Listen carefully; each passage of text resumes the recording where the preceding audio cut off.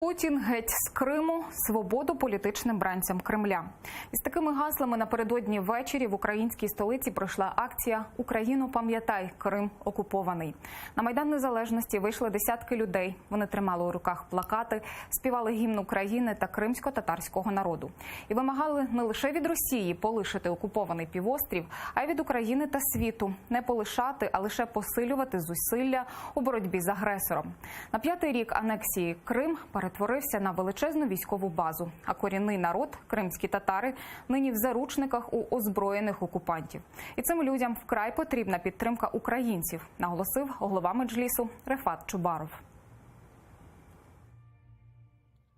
От на таких мітингах, зібраннях ми в першу чергу маємо висловлювати свою повагу до сотень тисяч людей в Криму, які не підкорилися, які не схилили коліна перед росіянами, які зберігають гідність, які залишаються вірними українській державі.